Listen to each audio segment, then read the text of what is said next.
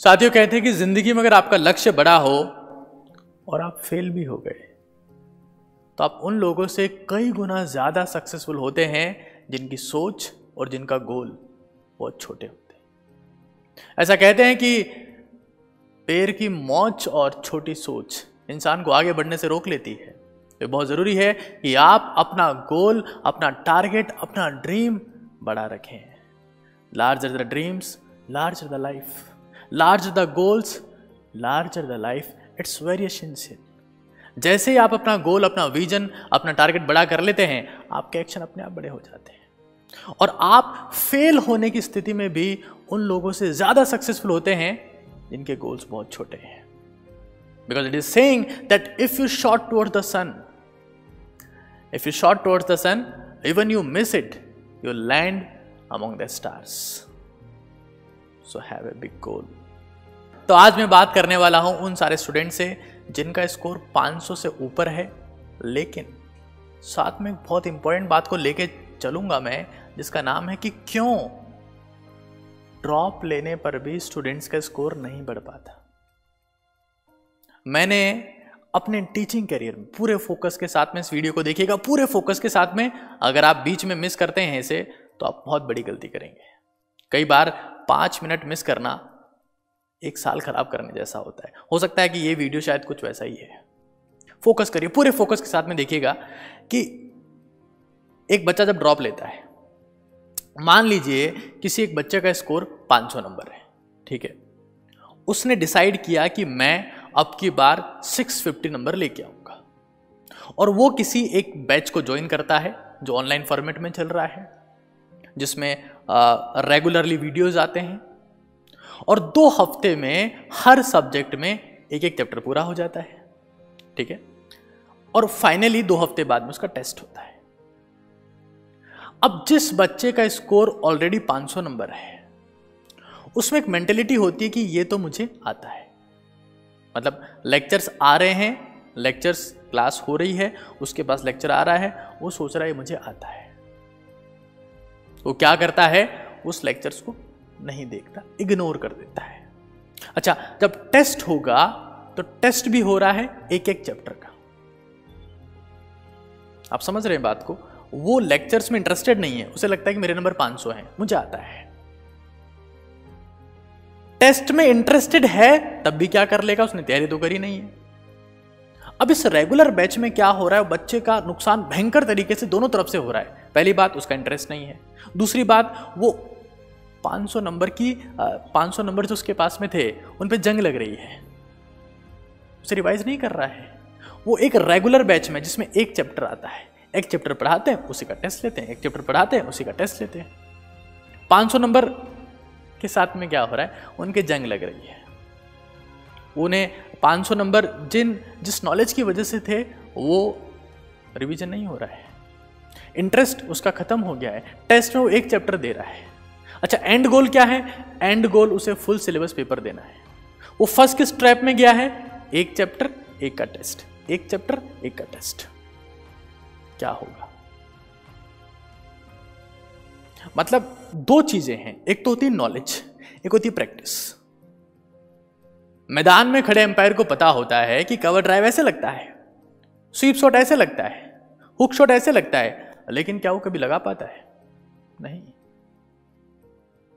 वो प्रैक्टिस में नहीं है। परफॉर्मेंस देने के लिए नॉलेज के साथ में प्रैक्टिस चाहिए।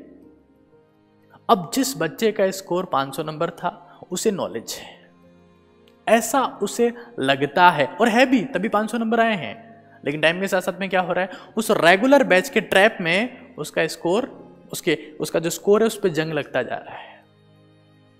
प्रैक्टिस भी हो रही है तो एक एक चैप्टर की हो रही है।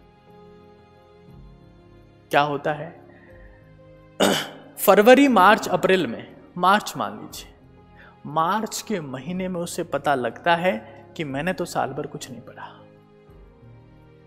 वो मार्च के महीने में जब वापस से, ऐसी कहानियां इसलिए बता रहा हूं क्योंकि मैं हर साल देखता हूं, सालों से देख रहा हूं। मार्च के महीने में जब वो फुल सिलेबस पेपर देता है तो इसका स्कोर वही 450 से 500 के बीच में आ रहा होता है। उसको लगता है कि यार मेरे नीट में पिछली बार 500 नंबर थे और इस फुल सिलेबस टेस्ट सीरीज में मेरा स्कोर 450, 480। इससे ज्यादा नंबर तो मैं नीट में लेके आया था। ऐसा क्यों हो रहा है? वो इसलिए हो रहा है क्योंकि उसकी तैयारी का पैटर्न बिल्कुल गलत था। अब आप सोच रहे होंगे कि सर आप ऐसा क्यों कह रहे हैं? मैं ऐसा इसलिए कह रहा हूं क्योंकि 500 और 500 प्लस जिस भी बच्चे का स्कोर है उसे अलग तैयारी की जरूरत है। नीट की डिमांड वैसी नहीं रही जैसी पहले हुआ करती थी, और टाइम भी उतना नहीं रहा जितना पहले हुआ करता था। अब अलग तैयारी की जरूरत है। आप समझिए उस बच्चे को डे 1 से, जिस दिन वो सोचता है कि मुझे अब सेलेक्ट होना है, सिर्फ सेलेक्ट होना है कि रैंक लाना है, रैंक लाना है। 500 प्लस वाला कभी सेलेक्ट होने के बारे में नहीं सोचता, वो रैंक के बारे में सोचता है। जिस दिन वो सोचता है कि मुझे रैंक लाना है, उसी दिन से उसे फुल सिलेबस पेपर सॉल्व करना होता है। एक फुल सिलेबस पेपर, फिर फुल सिलेबस पेपर, फिर फुल सिलेबस पेपर, और 3 पेपर करने के बाद में देखना होता है कि मैं किस यूनिट में, किस चैप्टर में, किस सब्जेक्ट में बार बार गलतियां कर रहा हूं, उसे पढ़ना होता है, उसके लेक्चर देखने होते हैं और उसके ऊपर काम करना होता है। जो हमारा बैच है सानिध्य रैंकर्स बैच, ये इसी को टारगेट करते हुए लॉन्च किया गया। पूरे हिंदुस्तान में उन बच्चों का भला करना जिनका स्कोर 500 से ऊपर है, सिर्फ ये टारगेट इस बैच का है। टैगलाइन है सानिध्य rankers, testing, mentoring, doubt solving. Day 1 से टेस्टिंग, इस सैटरडे से बैच चालू होगा। पहला पेपर ही फुल सिलेबस है। हाँ, अगले वीक से या उससे नेक्स्ट वीक से हर वीक में 2 पेपर होंगे। एक मंगलवार को होगा, एक शनिवार को होगा, दोनों फुल सिलेबस होंगे। इस दौरान क्या होगा? बीच में बच्चा टेस्ट देगा, उसका एनालिसिस टीचर्स करेंगे, उसकी डाउट सॉल्विंग टीचर्स करेंगे और इंश्योर करेंगे कि उसकी वीकनेस के ऊपर काम हो सके। वो इंश्योर हो सके कि उसके 150 से 200 नंबर इस बार एग्जाम में इंक्रीज हो रहे हैं। मैं आपसे पूछना चाहता हूं कि 500 नंबर के बाद भी क्या आप एक साधारण टाउन की किसी गवर्नमेंट मेडिकल कॉलेज में सिलेक्शन चाहते हैं, या ऐसी कॉलेज में एडमिशन चाहते हैं जिसका नेशनल इंपॉर्टेंस है, जिसको हिंदुस्तान का हर नागरिक जानता है, हर सिटीजन जानता है? ऐसी कॉलेज में चाहते हैं कि सिर्फ सिलेक्शन चाहते हैं? सिर्फ सिलेक्शन चाहते हैं या रैंक चाहते हैं? ये आपका एक डिसीजन इंश्योर करेगा। आपको करना क्या है? नीट काका जी ऐप को डाउनलोड करना है। जैसे आप होम स्क्रीन पर जाएंगे, सानिध्य रैंकर्स वहां पर है, आप उसे क्लिक करेंगे और आपको बेसिक पेमेंट इसलिए ताकि आप में सीरियसनेस रहे, और पेमेंट इसलिए ताकि जो आपके मेंटर्स हैं उनमें सीरियसनेस रहे। जब एक बच्चा डाउट पूछता है किसी डाउट ग्रुप में, आजकल देख रहा हूं ऐसे बहुत सारे बैचेस हैं, और ये तो बैच नहीं है, ये तो पर्सनल मेंटरशिप सेशन है जो साल के आखिर तक आपके साथ में रहेगा। मैं आजकल देखता हूं बच्चा डाउट पूछता है, 48 घंटे के बाद में डाउट सॉल्यूशन आ रहा है, उसका बच्चा अगले चैप्टर में जा चुका है, उसे उस क्वेश्चन से मतलब नहीं है, उसका फोकस एंथुसियाज्म उस क्वेश्चन के लिए बचा ही नहीं है। इस बैच में ऐसा नहीं है। ये बैच लगातार एक ही चीज पे काम करेगा, बच्चे को फुल सिलेबस का आईना दिखाया जाए, उसे लंबी रेस का घोड़ा बनाया जाए, छोटे game, minor test, major test, unit test पे ध्यान ना दिया जाए, और लंबी रेस, एंड गोल, जो अल्टीमेट टारगेट है कि मुझे फुल सिलेबस पेपर देना है, वहां फोकस करवाया जाए, और वो भी कम टाइम में। सानिध्य रैंकर्स में होने वाला हर टेस्ट, पहली बात एनसीईआरटी बेस्ड होगा, दूसरी बात 2.5 घंटे का ही होगा, ताकि बच्चा अपनी स्पीड के ऊपर, अपनी नॉलेज के ऊपर, अपने कंटेंट के ऊपर अच्छे से मेहनत कर सके। इस बैच का अल्टीमेट टारगेट क्या है कि जो बच्चा अच्छा है, मतलब स्कोर में अच्छा है, बच्चे सारे अच्छे होते हैं, जो तैयारी में अच्छा है, उससे रेगुलर बैच के ट्रैप में नहीं फंसना चाहिए। टेस्टिंग, मेंटरिंग, डाउट सॉल्विंग, ये टॉप मेडिकल कॉलेज में जाने का एकमात्र रास्ता है। हाँ, अगर आपके 200 नंबर है, 250 नंबर है, तो आप रेगुलर बैच में जाइए, आपको बहुत कुछ सीखने की जरूरत है। तो सानिध्य रैंकर्स क्या है? Testing, mentoring, doubt solving, continuous doubt solving, continuous mentoring and regular testing. हाँ, जरूरी नहीं कि हर बार फुल सिलेबस ही होगा। बहुत बार जब टीचर को लगता है कि यार आपकी ऑर्गेनिक वीक है तो उसका टेस्ट होगा, लगता है फिजिकल वीक है उसका टेस्ट होगा, लगता है कि प्लांट फिजियोलॉजी वीक है उसका टेस्ट होगा, लगता है कि मैकेनिक्स वीक है या फ्लूइड मैकेनिक्स वीक है उसका टेस्ट होगा। तो अभी इसी वक्त आप नीट काका जी ऐप को डाउनलोड करें और सानिध्य रैंकर्स बैच को ज्वाइन करें। हाँ,